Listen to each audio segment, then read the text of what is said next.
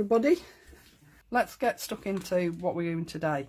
But we're going to be using the viola and we're also going to be using the pansies. So for my first card, I'm using the viola.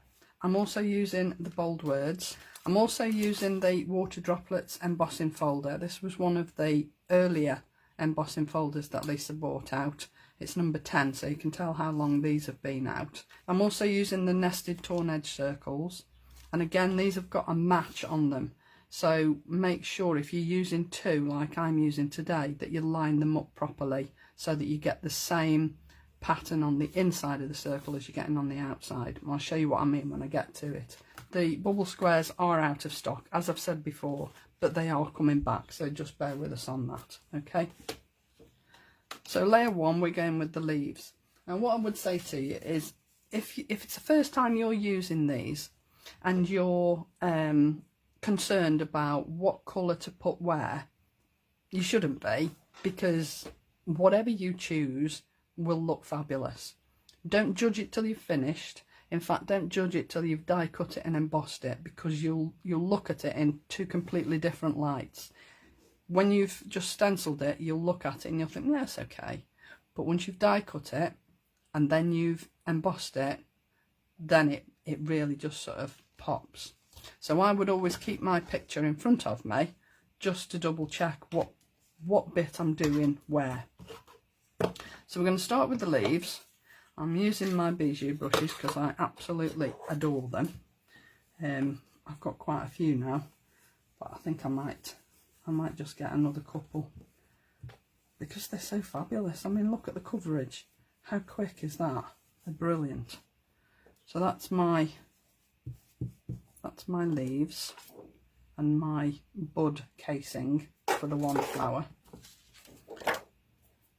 So down with number 2, and you'll notice I've already added my numbers. I've gone over my numbers with my Sharpie pen. I do it on every single one because I know if I don't, I'll put them upside down, and it's so easy to do. So I'm going in with squeezed lemonade here because my flowers are going to be purple and lemon. So that's number 2. That's the first part of my flower. So those 3 parts are these 3 parts here.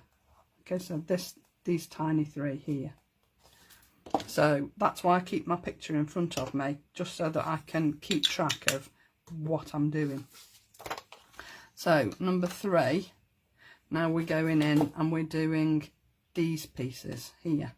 So the lighter purple. Okay, now I'm going in there with shaded lilac just because it's a beautiful purple and I love it.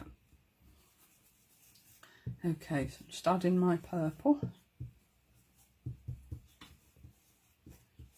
I love these brushes, they're just fabulous. So that's the first part of my flower. It's number 3. Number 4, we're now going in with, we're doing these pieces here. Okay, so I'm going in there with, what did I use? Yellow. Now I am going in with squeezed lemonade again, but what I'll probably do is go quite a lot heavier because I do like squeezed lemonade. I think it is a beautiful yellow. And these bijou brushes just, you don't get any lines with these. That's what I like about them. I think I did do that one yellow. They're just perfect for moving the ink around, and if you do get a line because you've sort of come in a bit heavier off the stencil, just keep going because you'll blend the ink out, no problem at all. Okay, so that's layer 4. 7 in this set. Now we're going in with number 5, and the thing we're doing with number 5 is we're doing these bits here, so the very centres of those petals, but we're also doing these little folds on the petals here. There's 3 of them, so there's one here and one here. Okay, so I'm going in there with shaded lilac, but I'm going to use a stencil brush so that I can go in a little bit heavier, because those are the same colour as my petals that I've already done, but because they're a fold on the petal, so like the way the petals curled over, they need to be a little bit darker. And then I'm going into those other apertures with the same colour but a little bit heavier so that they stand out. I mean, this is really quick, isn't it? How fabulous does this look as you're going along? Okay, that's number 5. See how they've sort of just gone on the edge of your petals? We're going in with number 6. Now this is going to put the veins on your leaves, and it's also going to put the centres in the flowers. Alright, so we're doing these little bits here, and then the veins on the flowers and the bud covering up there. So I'm going in with a darker green. I'm going in with mowed lawn on this occasion, because it's a little bit darker than crushed olive, which is what I started with on the leaves, and I want the veins to show up. So I'm doing the veins first, and then I'll go in with a really dark yellow on the flower centres. So on there I will be using mustard seed.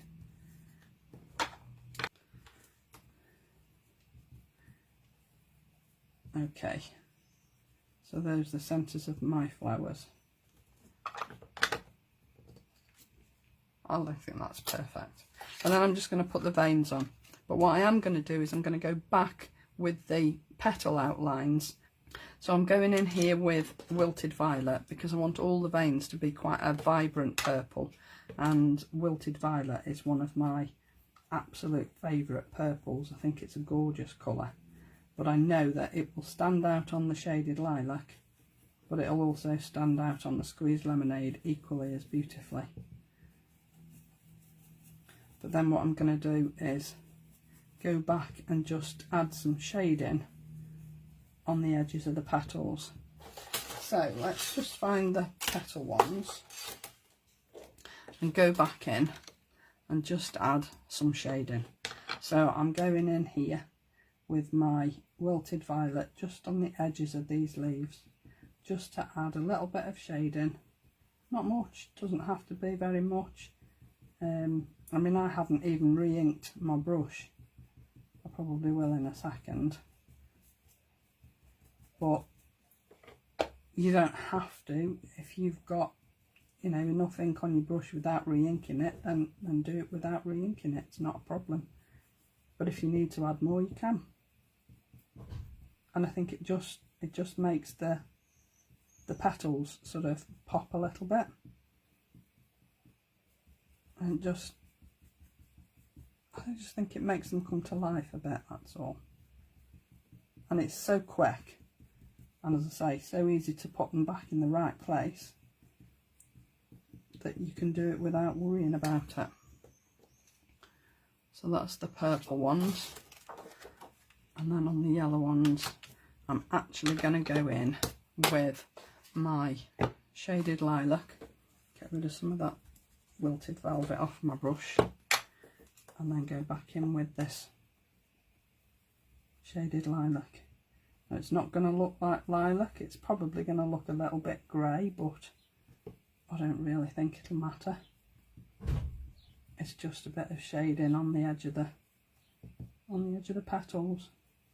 Now I'm probably rushing this a bit because I'm, you know, just conscious of the time, so you can take as much time as you need to sort of get it to look right.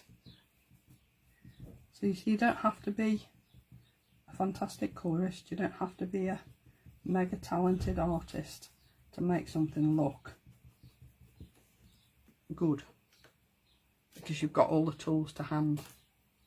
Okay, I could go in and add the purple to those as well. I suppose I should really, shouldn't I? Let's do it properly.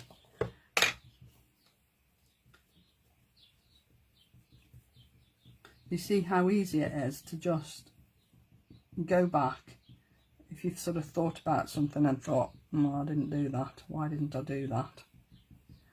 So this shading is just really where the leaves, the petals in front of these petals is just casting a little bit of a shadow. So I think that's nice. I'm happy with that. I think that looks great. And then you would just add your die cut over the top, run it through your machine, and then line it up in your embossing folder and emboss it. Okay, but I've already done all that, but I just wanted to show you how quick and easy it is to come up with something that looks really beautiful. Now, I've done a lot of prep ahead of time, so I've already cut most of my bits. I've used the nested stitch bubble squares on here, and I'm only layering up the second layer.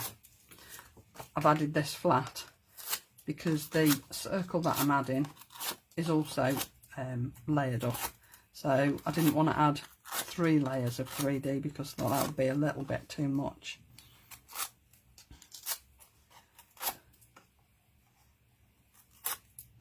Okay, so we'll just pop that down there. This is a 7x7 card. Not that the card is 7x7, the envelopes are 7x7, but they sell them as 7x7 cards. Okay, so this is my torn edge circle that I cut out, and I've used 2 dies so that I've cut a very small frame here. And that's what I mean when I say you need to make sure that you line your dies up so that the same bit of the pattern is in the right place. Okay, so on the actual packaging, you'll see that each point here is lined up. You need to do that when you're cutting them out. Tape them together before you run them through your machine so that they match up right. Okay, so I've glued it to my circle, which you can see I've run through the Water Droplets embossing folder just because I wanted some interest in the background, but I didn't want it really to overshadow the flowers. Okay, now I've glued it all the way around except a small piece here. Okay, so you can see there that I haven't glued that, I've left a gap. Okay, and the reason I left a gap was because I want to pop my flower through that frame. So I'll pop this down on my card. I'm making sure that I've got my unglued bit in the right place. So my unglued bit is there, so I want that down the bottom there. Okay, so if I pop that in the middle like so, and then this is going to sit just inside that circle. Okay, and I wanted it to just sit between the frame and the background circle. Okay, just so that it looks a little bit different. All right, I've also backed it onto a grey cutout just to give it a little bit of a drop shadow. So if I lift that up, feed that through there and pop that in there like so, and then my flowers just sit inside my circle with my stem just poking out the bottom. And then, as I say, I'm using the bold words because I just love them. I think they're fabulous. And I'm just going to add this on top here. I've done a double layer of my 3D pads on the very end of the letter because it's going to sit outside that circle and I want it to be the same depth as everything else. Okay, so that's going straight across there. And then I'm going to add some pearls. These are in a sort of a grey colour, but I thought they'd be just the perfect finishing touch for this card. Okay, so there's your first one. I like that. I'm really happy with that. So second one, same die set.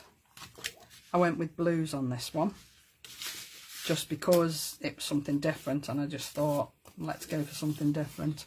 Now this is a 6x6 and I used the mini slimline Harlequin bubbles. So I did a little bit of stenciling down the side here, and I used medieval stencil. This was one of the first stencils Lisa bought out, and I just put it down on the side of the card and just ran some ink through it. Dead simple, just to add some interest to the side. Now I'm adding my frame down here because I want my sentiment to sit on the left hand side of it. So my frame is going down here on the right hand side, straight if possible. Okay, and then my flower is going over the top, and I just want to make sure that it sits on the frame but doesn't actually come outside the card. Okay, so I've already added my pads, but I just thought if I give you some ideas, I'm not saying mine's the right way to go, you could have completely different ideas, but it was just really to give you an idea of colours and a couple of layouts, just in case you were struggling, because I know sometimes it's like you watch it on TV and you think, yeah, I love that, it's great, and then you get them home and you think, now what did she do? I can't remember what I did with that. So hopefully having the videos will help with that. Okay, so that's my sentiment on the middle, and again I'm just going to add 3 tiny gems. I always use an odd number just because I think it looks more aesthetically pleasing. So that's my second one.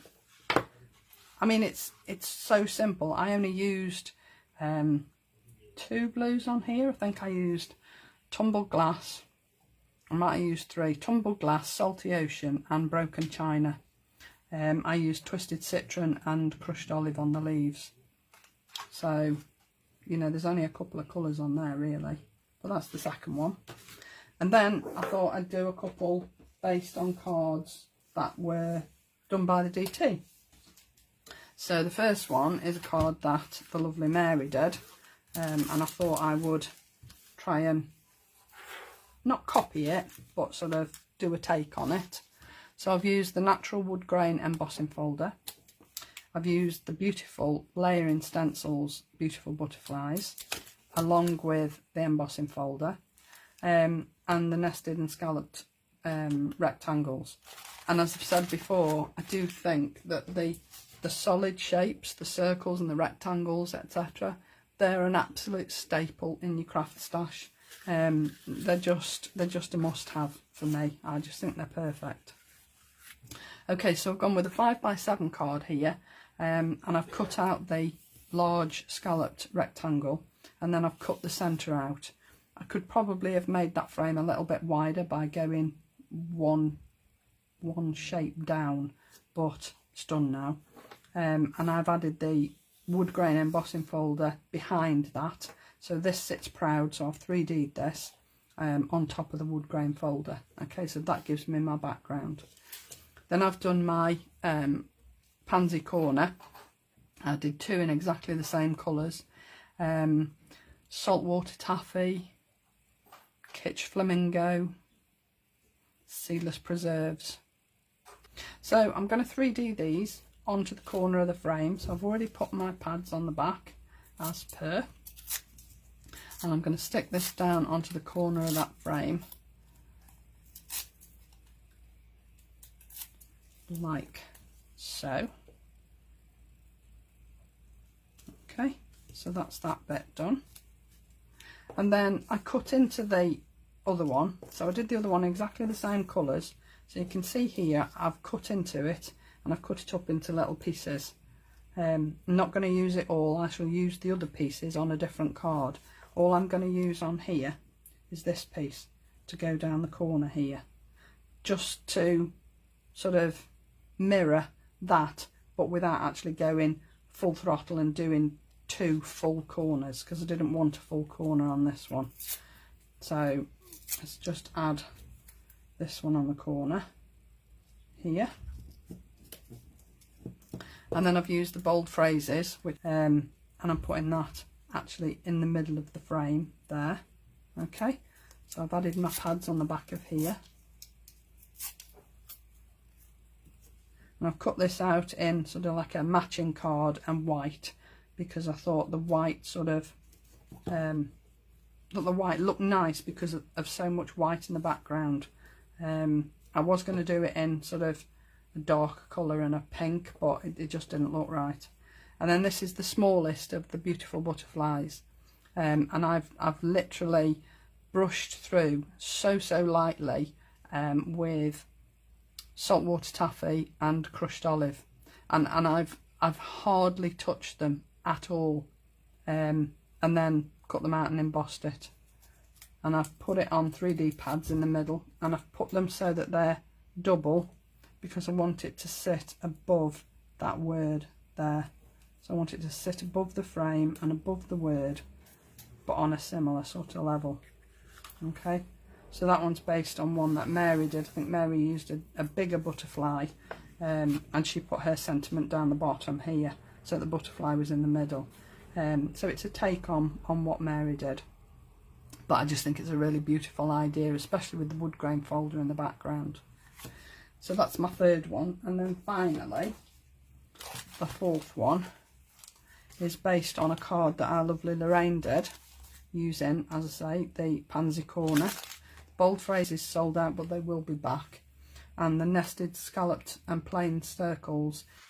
Now, you might remember that Lorraine's card was completely round. I didn't want to make a round card. I just wanted to use the idea that Lorraine had used. So I've cut my scalloped circle out. Again, this is a 6x6 base card. So I've cut the largest scallop out of a contrasting card. On here I went really dark. I used Seedless Preserves, Villainous Poison, the one of the latest purples, and Saltwater Taffy. I think I've used Twisted Citron and Mowed Lawn on here, and then these are Crushed Olive, and then I've used a yellow, I think it was a mustard seed in the middle, but obviously the mustard seed on top of the colours that I've used has changed the colours a little bit, but I'm really happy with how it's turned out. So I've just done the corner, so exactly the same as I've done it here, only with darker colours. I've placed my circle onto the stenciled corner and just cut out the circle so that it only covers half of the circle. Okay, it's a very clever idea, and I did ask Lorraine if she minded if I copied, because I thought it was brilliant. I thought it looked so sweet, but I'm not a huge fan of circle cards. That's my personal feeling. Sitting on a bench in the park. How nice, Tina. I'm sitting in my craft room melting. Okay, so my circle goes down there first, and then again I've 3D'd this, but you can see that this is the main corner, but I've just cut the circle across the corner here so that I haven't got too much of a gap here and here. Okay, so I've 3D'd this as well. So this is going here, like so. And again, I've used the bold phrases, and that's going over the edge there. Now I'm not 3D'ing this, so that's going there. So not completely in the centre, a little bit off centre, but I just like the fact that it hangs off the edge of the card. Now this little one here was just cut off the piece that was left after I'd cut the circle out. And again, I've put little pads on here, but they're only very thin pads, just to give it a little bit of height above the words. And I'm just going to add that on the eye there, like that. Okay, and then I'm also going to add just 3 of the little pastel dewdrops, because I absolutely adore them, and I just think it's a neat way of just adding a little bit of interest. But you can get them in clear as well, so if you didn't want to use a colour, you can get them in clear as well, so they do pastel or clear. So there you go. What do you think? I think that's my favourite. I just think it's so beautiful, and you would never know it's a corner layering stencil set. I just think it's really clever, and I like the colours I've used as well. So 4 cards. Hope you enjoyed that. Thanks so much for joining me today. I really do appreciate it. Have a fabulous week. Bye for now, everybody.